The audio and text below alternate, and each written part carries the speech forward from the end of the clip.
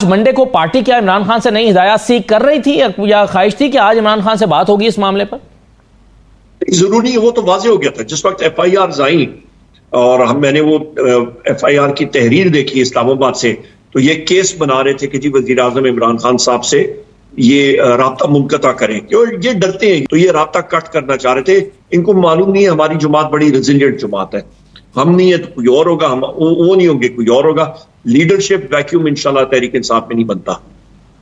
सही है, बिल्कुल ठीक है सर। लेकिन अभी जैसे कि आप बात कर रहे थे, आपने कहा कि ये तो एक फजूल सी बात है कि दहशतगर्द आए थे या अफगानी थे, लेकिन कुछ फुटेजेस दी गई हैं और चलाई गई हैं जिसमें एक असलहा दिखाया जा रहा है, गुलेलें दिखाई जा रही हैं, आंसू गैस के शेल और फायर करने वाला जो इक्विपमेंट है वो दिखाया जा रहा है। और आज उस सिलसिले में एक फुटेज भी हुकूमत ने जारी की है और वो कह रहे हैं कि ये सारा कुछ लेकर आप वहां से चले थे और पुलिस पर आंसू गैस के शेल मारते रहे हैं। सर, आप इसको तस्लीम करते हैं कि वाकई आपके कारकुनों के पास ये तमाम चीजें मौजूद थी? असलहा जो है वजीर आला खैबर पख्तूनख्वा है, 4 करोड़ लोगों से ज्यादा की आबादी को रिप्रेजेंट करता है। ये होश के नाखून ले, क्या बातें क्या कर रहे हैं।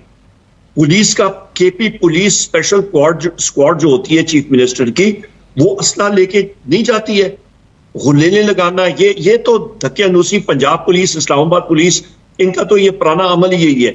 ये तो मुकाबला, ये कहते हैं जी कैदी फरार होता, पता फुटेज आती है, कैदी के हाथ बांधे होते हैं और पैर बांधे होते हैं कि जी ये फरार हो रहा था, गोली पीछे से लगी। अगर उमर साहब, एक एहलकार अब्दुल हमीद शाह की शहादत भी हुई है, उसको भी के बारे में भी हुकूमत ने कहा है कि इनको ज़दोकोब किया गया, तशद्दुद किया गया। शाह साहब एबटाबाद से ताल्लुक रखते हैं और उसके अपने बेटे ने कहा है कि वो ब्लड प्रेशर के मरीज थे, वो साइड पे थे, टीयर गैस शेलिंग हुई है, उनका ब्लड प्रेशर हाई हुआ है। और बताएं, उसके अपने बेटे की वीडियो फुटेज और वो सारी आई हुई है।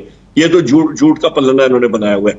और इंशाल्लाह हमारे साथी उनकी फैमिली के साथ भी इन टच है, हमारे अपने साथी हैं, हमारे एबटाबाद से हैं, हज़ारा के हैं, हमारी मतलब जिगर का, हमारे दिल का हिस्सा है। अल्लाह ताला उनकी मग़फ़रत करे, अल्लाह ताला उनके लवाहिकीन को सब्र जमील अता फरमाए, आमीन। अच्छा उमर साहब, एक सवाल बहुत लीडरशिप पे उठा है पिछले 3 दिन में 4 दिन में कि लीडरशिप कहाँ गायब रही। एहतजाज में कारकुनों को तनहा छोड़ दिया गया, आईनी तरमीम का मामला है, इस पे मुलाकातें फिर से शुरू। जैसे ही एहतजाज खत्म हुआ है, फिर से हमने देखा कि हुकूमत के लोग मौलाना फजल रहमान से जाके मिल रहे हैं, सागदार साहब की मुलाकात हुई है, पीपल्स पार्टी का वफ्द गया है। इस बात के इम्कानात मौजूद हैं कि SCO से पहले सेशन कॉल कर लिया जाए और आईनी तरमीम कराने की कोशिश की जाए? देखिए जी, असदुल्ला साहब, इनकी पूरी कोशिश है कि ये करें, पर इंशाल्लाह होगा नहीं। नंबर्स गेम होती है, इसलिए हमने अपने मेंबर्स महफूज रखे हुए हैं। ये करके देखें, हमारे ये हर जगह पे हाथ डाल रहे हैं, फस्तायत की हदूद इन्होंने पार की है, लोगों को अरेस्ट करने की कोशिश कर रहे हैं, हर चीज कर रहे हैं। KP हाउस में ये इनके छापा मारने की वजूहत ही ये थी, मेंबर्स को, MNAs को अरेस्ट करना। तो जो साथी हमारे जो है या बाकी लोग हैं कि पूछते हैं कि जी MNAs किधर है, MNAs को हमने सिक्योर किया हुआ है।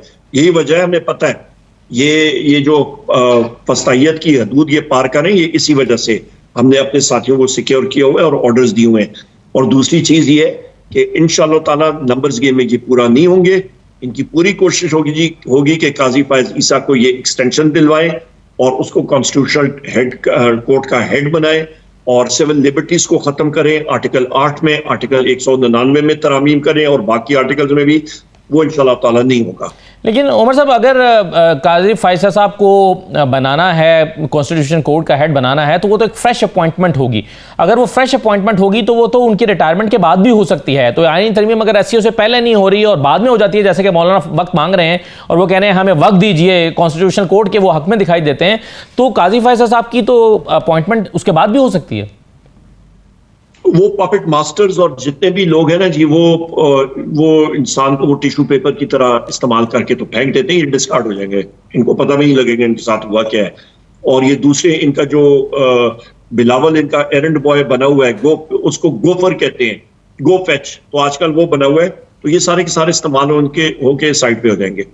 उमर साहब, आपके कुछ ऐसे लोग हैं क्या जिनसे आपका राब्ता नहीं है पार्टी का? 1-2 हैं, पर वो भी इंशाल्लाह ठीक होंगे। वो 1-2 कौन है उमर साहब? मैं डिस्क्लोज नहीं करना चाहता। साहिवाल से उस्मान अली साहब जो हैं वो ऑन बोर्ड हैं आपके साथ?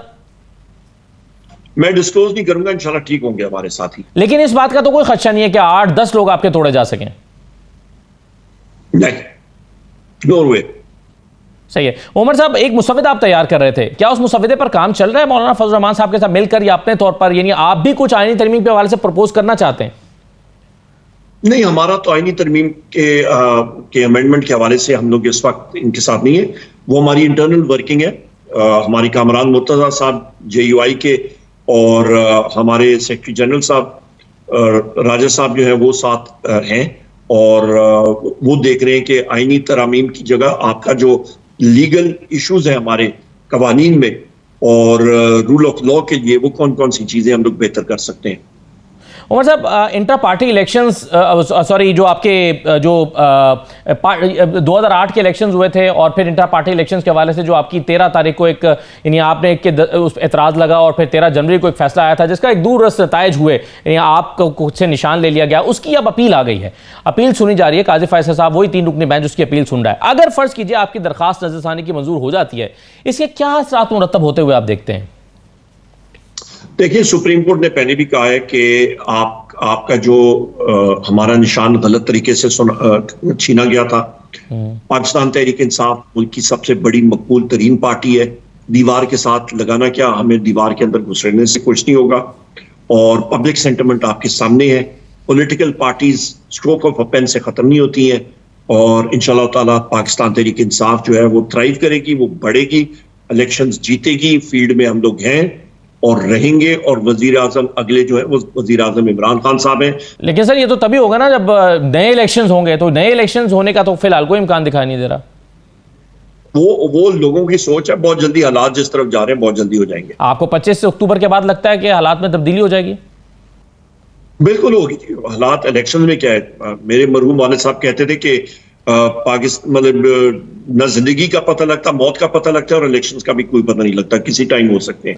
आखिरी सवाल उमर यूसुफ साहब मैं आपसे करना चाह रहा हूं, वो ये है कि आप ये सब होप्स किस बुनियाद पर रख रहे हैं?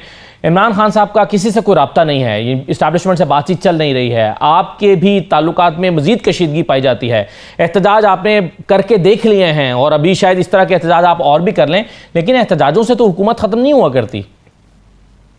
असदुल्ला साहब, मैं आपको बड़ी इंटरेस्टिंग दिलचस्प बात सुनाता हूँ। मेरी होश मैंने संभाली है 4 साल की उम्र में। जब होश संभाली थी, मेरी पहले यादें हैं कि मैं पेशावर जेल में, मेरे वालिद साहब मरहूम वो मौत की कोठरी में थे, उनको 225 साल कैद सुनाई गई थी और वो वहां पे तो उनको मिलने के लिए मैं गया था, मिलने नहीं दे रहे थे और मैं जेल की सलाखों के ठुड्डे मार रहा था।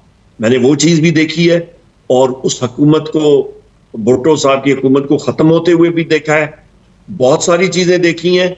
जो शख्स समझता है कि जी मैं इस वक्त ऑल एंड ऑल हूं, ऑल एंड ऑल सिर्फ रब्बुल इज्जत है कायनात में, बाकी सारी चीजें फानी हैं। जो अपने आप को फिरौन समझता है वो गया, जिसमें गरूर और आकड़ आती है वो गया। इनमें गरूर भी है, इनमें आकड़ भी है और ये दोनों चीजें जो है वो रब्बुल इज्जत को नहीं पसंद और रब्बुल इज्जत खुद ब खुद रस्ते खोलती हैं। रब्बुल इज्जत मस्कीनी को समझते हैं, वो पसंद करते हैं, वो आजी को पसंद करते हैं, वो अवाम की आवाज को सुनते हैं। अवाम की आवाज इनके खिलाफ है क्योंकि इस वक्त मुल्क में महंगाई है, अफरा तफरी है और जबर, और रब्बुल इज्जत इन चीजों को नापसंद करते हैं। सर, इस बात का कोई इम्कान या खदशा मौजूद है कि खैबर पख्तूनख्वा में गवर्नर राज लग जाए